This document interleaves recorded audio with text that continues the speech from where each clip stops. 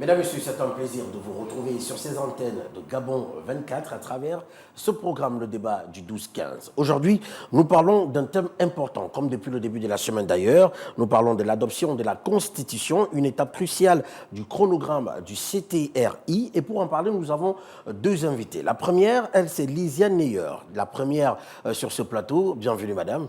Bienvenue, Monsieur Diakou. Et le second, lui, c'est Félicien Yvon, un habitué de ce plateau. Par contre, tous deux, vous êtes des analystes politiques. Monsieur Yvon, bienvenue. Merci, c'est moi qui vous remercie. Voilà, c'est un plaisir de vous avoir comme invité. Alors, Madame Lisiane Neyer, comme vous l'aviez entendu, on parle de l'adoption de la Constitution. Pourquoi on parlerait d'une étape cruciale dans le chronogramme du CTRI, selon vous? Alors, c'était une étape cruciale parce qu'il fallait revoir la colonne vertébrale qui soutient toutes les actions que nous allons poser par la suite. Donc, la Constitution qui est la mère de toutes les lois. D'accord. Et cette Constitution avait été de nombreuses fois modifiée sans l'aval du peuple par des révisions consécutives et qui avait attisé, sinon attiré les foudres sur l'exécutif déchu. Donc, il était nécessaire pour le CTRI de revoir cette Constitution et c'était une de leurs promesses de valeur, restauration des institutions. Ça passe nécessairement par la restauration également de la Constitution. Donc, c'est en ce sens que c'était une étape primordiale et on peut dire que pour un coup d'essai, ce fut un coup de maître, vu l'adhésion populaire que cette Constitution, à travers les suffrages exprimés, c'est un coup de maître pour le CTRI et oui, c'était une étape importante de consulter le peuple pour qu'on fixe ensemble les règles fondamentales de notre vivre ensemble et du fonctionnement de la nation. Alors, Monsieur Yvon, le 13 novembre dernier, cela devait faire normalement, en tout cas, ça fait un peu plus d'un an que le CTRI avait dévoilé ce chronogramme, parce que c'était le 13 novembre 2023, si ma mémoire elle est bonne. Il y a eu plusieurs articulations dans ce chronogramme qui a été déjà respecté jusqu'ici. Le référendum était l'une des étapes. Il y a encore d'autres étapes qui vont suivre jusqu'au retour à l'ordre constitutionnel dans ce pays, le Gabon. Alors, pourquoi est-ce que ce référendum a cristallisé ou encore a retenu beaucoup plus d'attention, même jusqu'à sur le plan international? Oui, permettez-moi de pouvoir d'abord situer le contexte. Il vous souviendra que le 30 août, le CTRI arrive, tout simplement pour rompre avec des vieilles méthodes et des vieilles pratiques qui avaient pignon sur rue. Donc, à leur arrivée, le CTRI lance un certain nombre de valeurs.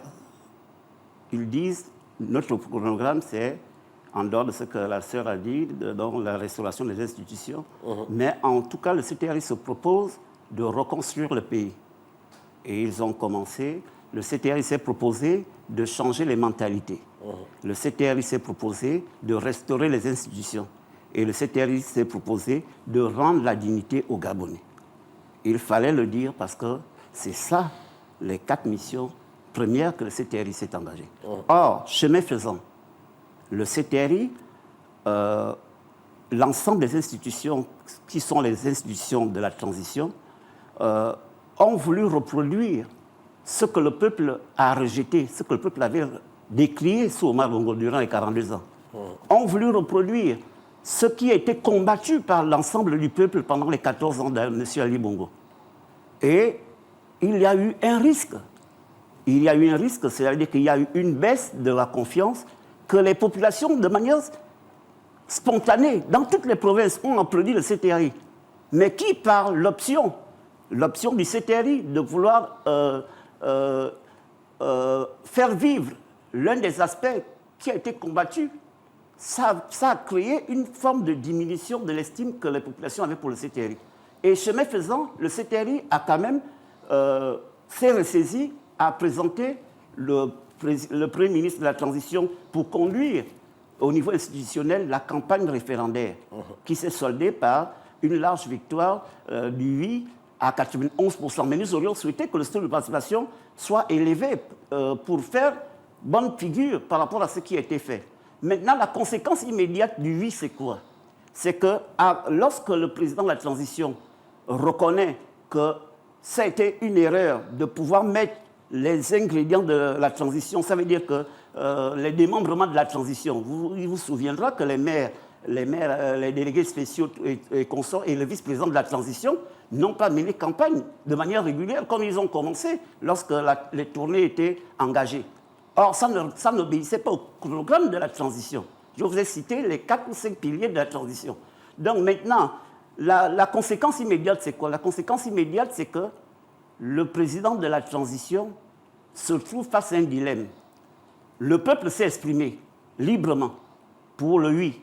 Ça veut dire que le président de la transition a désormais 2 options qui s'offrent à lui. Soit il respecte ce que le peuple a dit, ça veut dire le peuple souverain, et là, il a le blanc-seing du peuple dans la mesure où il peut maintenant engager des réformes importantes tendant à faire en sorte que le nouveau régime puisse être d'actualité immédiatement, parce que le peuple, c'est le souverain qui s'est exprimé. Donc, d'office, le nouveau régime se met en place, donc il promulgue la loi, ou alors il laisse une longue période pour permettre à ses amis, quand je dis ses amis, ça veut dire que les directions générales, les ministères et les institutions de la transition allaient jusqu'au terme des 2 ans, avec pour conséquence, c'est que le peuple va se dire pourquoi maintenir encore 7 mois, 8 mois, alors que nous avions voté pour la nouvelle constitution. Oui, monsieur Félicien, vous, avant d'arriver sur le fait que la population pourrait se poser la question de savoir pourquoi aller jusqu'aux 2 ans de la transition, on parle là du chronogramme. Tout à l'heure, je vous ai posé la question de savoir pourquoi est-ce que cette partie du référendum a cristallisé les attentions jusqu'à même sur le plan international. Alors, Madame Neyer, c'est comme je disais, la question que j'ai adressée à monsieur Evon, il y a eu plusieurs articulations dans ce chronogramme qui a été dévoilé par le CTRI le 13 novembre 2023. Il y a encore d'autres articulations, mais ce référendum laisse croire que c'était la partie la plus attendue, même sur le plan international.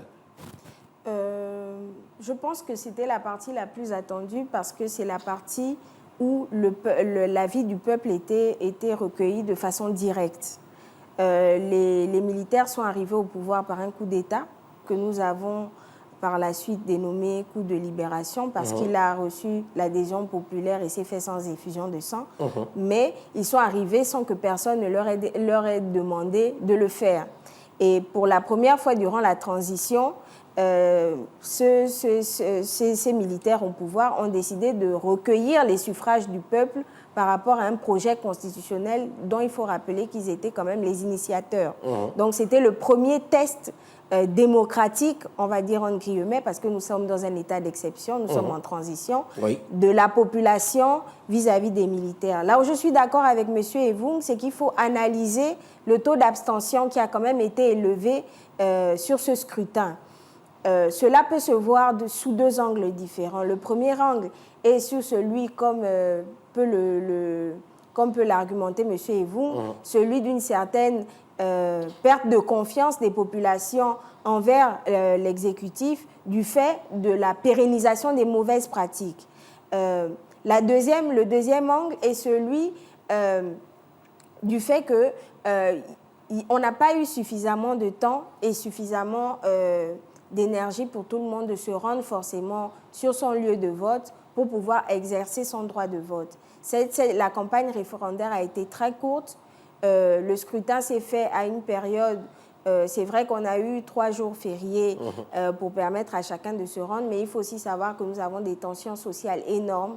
Nous avons une population qui fait face au chômage, à la vie chère, et que ce n'était pas au centre forcément de leurs aspirations quotidiennes. Mais il y avait quand même une période de réclamation qui avait été mise en place par le ministère de l'Intérieur pour permettre aux uns et aux autres qui sont peut-être, qui ont leur centre de vote un peu reculé, peut-être pour ceux qui sont à l'intérieur du pays, de pouvoir voter à Libreville ou encore à Akonda. Effectivement, c'est pour ça que je vous dis que on peut voir ce taux d'abstention sur 2 angles que j'ai définis. Le premier angle, c'est celui de la défiance, de dire nous mettons un bémol à l'action qui est faite parce que nous voyons les mêmes visages, nous voyons les mêmes pratiques se perpétrer. Nous ne voyons pas effectivement un changement significatif au niveau de la moralisation de la vie publique. et sous un deuxième angle qui est celui de « je ne me sens pas concernée » parce qu'au quotidien, j'ai des problèmes qui ne sont pas réglés. La grogne sociale au Gabon est énorme. Vous avez la jeunesse qui est frappée de plein fouet par le chômage. Donc, je vois mal quelqu'un qui vit une situation de chômage vouloir à tout prix se rendre soit à l'intérieur du pays ou se mobiliser particulièrement pour aller voter, alors qu'au quotidien, il a du mal à joindre les deux bouts. Donc, nous avons d'un côté la défiance de ceux qui ont marqué leur protestation par un vote d'abstention, et nous avons de l'autre côté une population qui est face à des enjeux sociaux qui fait en sorte qu'ils se désintéressent totalement de l'actualité politique. Vous l'avez vu, j'ai suivi plusieurs micro-trottoirs que Gabon 24 a eu à réaliser, notamment d'une maman commerçante qui disait que la Constitution, c'est pour vous, ce que vous faites, c'est pour vous. Moi, mes enfants ont des diplômes, ils sont au chômage, je m'occupe et de moi et de mes petits-fils en vendant sur le trottoir. J'ai la mairie qui vient me fatiguer, qui me déguerpille à chaque fois. Donc moi, je m'en fous de votre Constitution. C'est pour vous les politiciens. Donc il y a également cette grogne sociale-là qui peut expliquer le désintérêt des populations vis-à-vis de cette transition. Mais encore une fois, c'était également un processus qui a cristallisé l'attention parce qu'il consacre quand même une avancée significative et une volonté des autorités du CTRI de respecter le chronogramme qu'ils ont donné. Et pour permettre également une sortie de transition dans les délais. Alors, Monsieur Yvon, est-ce qu'on devrait se concentrer un peu sur des problèmes sociaux, comme venait de le signifier Madame Neyer sur ce plateau, qui a, d'une manière ou d'une autre, selon ses propos, contribué à ce qu'il puisse y avoir un fort taux d'abstention, comme vous l'aviez signifié tout à l'heure, alors que la Constitution, comme on le sait, est la mère des lois qui permettrait à ce qu'on puisse y avoir une véritable restauration des institutions dans notre pays dans les années à venir. Non, je ne suis pas vraiment d'accord avec la lecture de ma sœur, pour la simple raison, c'est laquelle? Les citoyens gabonais des 9 provinces se sont exprimés spontanément sur le fait que, durant les régimes précédents, donc Omar Bongo et Ali Bongo, on a tellement serré. On a serré qui? On a serré les jeunes de 18-35 ans, 35-50 ans, 50-60 ans. Donc, en réalité, tout ce monde ont espéré, ils ont eu de l'espoir suscité en eux lorsque les militaires arrivent au pouvoir. Et donc, ça, c'est plus fort que tout. Donc, ils ont oublié à un moment donné leurs problèmes quotidiens. Mais le CTRI va, dès les premières heures, dès les premières semaines, va réellement régler un certain nombre de problèmes. Comment voulez-vous qu'un père de famille retraité qui a bénéficié du nouveau régime de rémunération à l'arrimage puisse dire qu'il vote contre le projet de constitution? Mais tout simplement parce que je vous ai dit que c'est l'un des aspects qui a freiné pour que nous ayons un fort taux d'abstention, c'est le fait que les éléments de la transition se sont prononcés et ont dit que voter la Constitution, c'est être d'accord pour la candidature de Brice Clotaire Oligui. Or, le problème de la Constitution n'avait rien à voir, n'avait aucun lien avec le général président.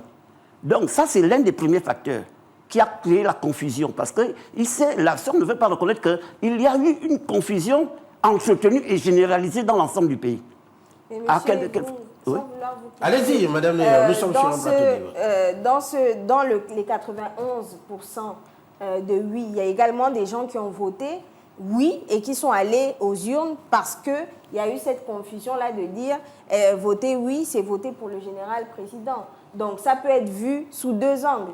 Il y en a qui se sont prononcés pour le oui, non pas pour la Constitution, mais parce qu'ils ont compris que voter oui, c'était voter pour le général président ou marquer son adhésion à l'action du CTRI, comme il y en a qui ont voté non ou qui se sont abstenus pour les mêmes raisons. Il y a eu quand même, monsieur Yvon et madame Neyer, il y a eu quand même des campagnes, des séances de campagne, même si c'était relativement, ces séances de campagne étaient relativement courtes, il y a eu quand même une campagne qui faisait le distinguo entre la Constitution, la mère des lois, et Brice Clotaire Oligui Nguema mal qui est le président en place. Je suis d'accord avec M. Evou, qu'il y a même des membres du gouvernement qui se sont exprimés publiquement dans des rassemblements publics en disant « si vous êtes d'accord avec le CTRI, votez oui » et qui n'ont absolument rien à expliquer aux populations sur le contenu de cette constitution. Je suis d'accord avec mon aîné, M. Evou, sur ce sujet. Bon, voilà. Là, comme nous parlons du chronogramme du CTRI, il nous reste 10 minutes avant de finir ce plateau. La phase référendaire, elle est terminée. On a eu la nouvelle constitution qui a été adoptée. La prochaine étape, c'est janvier 2025, où on parle du début des travaux du nouveau code électoral. Il y a, M. Evou, vous qui étiez en train de dire, que certainement, ce serait plus important de respecter le reste de ce chronogramme et peut-être aller aux élections anticipées. Ne trouvez-vous pas que ces autres étapes sont importantes pour permettre à ce qu'il puisse y avoir justement cette confiance qui doit renaître entre la population et le système électoral de notre pays? Oui, je vais répondre. J'ai indiqué 4 phases importantes. Je vous ai dit, lorsque le CTRI arrive, ils disent 4 ou 5 choses. Ils disent, nous allons redonner la dignité aux Gabonais. Nous allons profiter de la période, et c'est ce qu'ils ont fait, nous allons profiter de la période de la transition pour reconstruire le pays. Ils ont commencé à le faire, ils ont amené des mesures extrêmement fortes. Maintenant, la restauration des institutions, c'est à quel niveau? La restauration du vivre ensemble, c'est à quel niveau? Donc, moi, je suis d'accord avec le CTRI que maintenant, il se pose un problème au CTRI. Le peuple souverain s'est exprimé. Est-ce que le CTRI va proposer, et pour répondre de manière très claire à votre question... Et très rapidement aussi. Très rapidement, est-ce que le CTRI va se dire, le peuple nous a donné 91% du oui pour une nouvelle constitution? Est-ce que nous allons terminer notre programme dans le cadre de la charte? Parce que tout ce qui se fait dans le cadre de la charte. Exactement. Or, il y a une constitution qui est là, il faut revenir le plus rapidement à l'ordre constitutionnel. Donc on a un impératif, revenir rapidement à l'ordre constitutionnel, et ce qui freinait pour qu'on ne revienne pas rapidement à l'ordre constitutionnel, c'est la Constitution. Mais est-ce que, Madame Neyer, est-ce que les autres étapes, comme par exemple les travaux du nouveau code électoral, ne sont pas des étapes importantes pour permettre à ce que, pour parler du cas d'abstention par exemple que vous veniez d'aborder, pour permettre à ce que les Gabonais puissent être mieux préparés à l'élection qui permettra au retour à l'ordre constitutionnel, Madame Neyer? Permettez à Madame Neyer de répondre, s'il vous plaît. Déjà, pour ma part, et ça n'engage que moi et mes pieds, la révision du code électoral, pour moi, aurait dû se faire avant l'adoption de la nouvelle constitution. Parce que nous avons observé une frange des acteurs politiques qui étaient contre, par exemple, que le ministère de l'Intérieur se retrouve à gérer l'organisation de l'élection référendaire.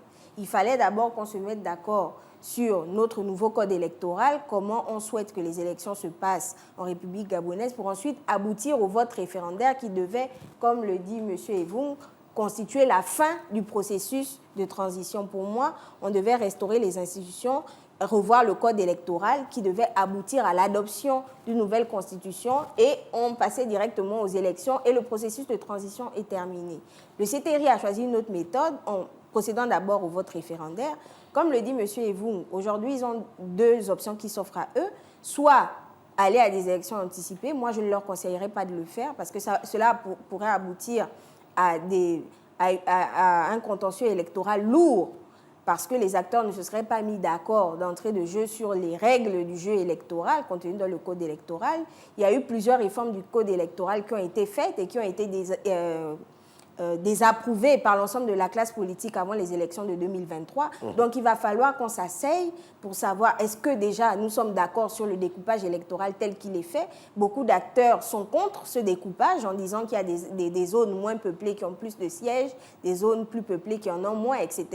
Et que cela participait à l'hégémonie d'un système qui aujourd'hui est tombé. Donc c'est l'occasion pour ces acteurs politiques de se retrouver, de revoir tout ce qu'il y a à revoir, de se questionner sur est-ce que véritablement il faut rendre l'organisation des élections au ministère de l'Intérieur ou est-ce qu'il faut aller vers une nouvelle réforme du CGE pour aboutir à un autre organe ou alors est-ce qu'on garde le CGE tel qu'il est en se disant que c'est simplement un problème d'hommes et de valeurs plutôt qu'un problème de texte. Mais pour ça, il faut que les acteurs s'asseyent rapidement et qu'on ouvre les débats rapidement. Et cela peut se faire de manière très très vite si toutes les conditions sont réunies pour que les Gabonais se parlent, pour sortir, je suis d'accord avec M. Evon, très rapidement de cette période de transition. Oui, M. Evon. Oui, sur la même question. Ben oui, sur la même question, parce Non, que là, Mme Neyer, pour elle, il est important de revoir ce code électoral, même si elle aurait voulu que ça se fasse avant la phase référendaire, mais nous sommes dans cette étape qui a été voulue par le CTRI, donc elle estime qu'il faut aller crescendo et respecter justement ce chronogramme, et surtout la phase qui consiste à revoir un peu le code électoral. Ce qu'elle dit souffre de beaucoup de logique, c'est suffisamment logique. Maintenant, je vous ai dit, ça c'est logique. Maintenant que ça n'a pas été fait, ça veut dire que moi je suis pragmatique. Maintenant que ça n'a pas été fait, que faisons-nous? Il faut bien qu'on acte d'abord ce que le peuple a décidé. Ce que le peuple a décidé, c'est qu'il y ait une nouvelle constitution et le président a le choix.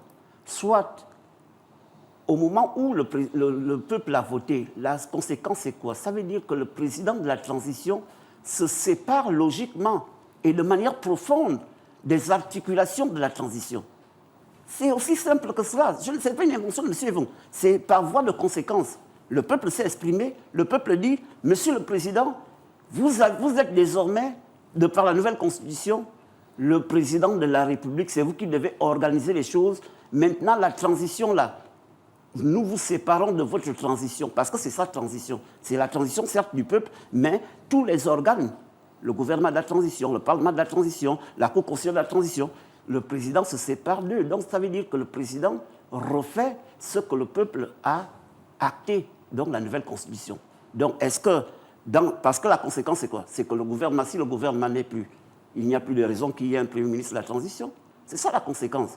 Donc, à partir de ce moment, les nouveaux chantiers sont donnés au vice-président du gouvernement qui doit pouvoir proposer le nouveau code électoral assez rapidement pour que les futures élections, il faut un retour rapide à l'ordre constitutionnel. Et ça, avec l'aval du peuple, puisque le peuple a déjà dit oui.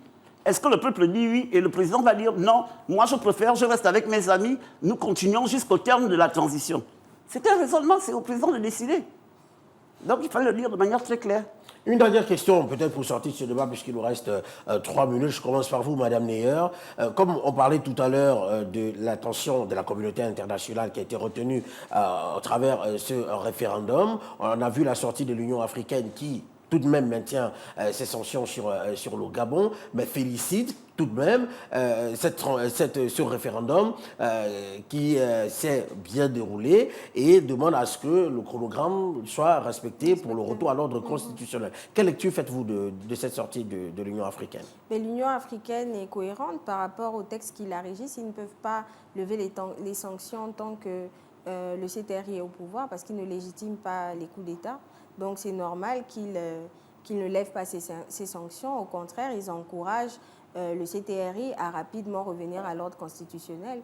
Donc, c'est le même CTRI qui a organisé ce référendum. Oui, il salue les efforts du CTRI pour les pratiques démocratiques qu'ils essaient de mettre, mais toujours est-il qu'ils sont arrivés au pouvoir par un coup d'État. Donc ce n'est pas à l'Union africaine de lever ces sanctions tant que les autorités arrivées au pouvoir par un coup d'État sont en place.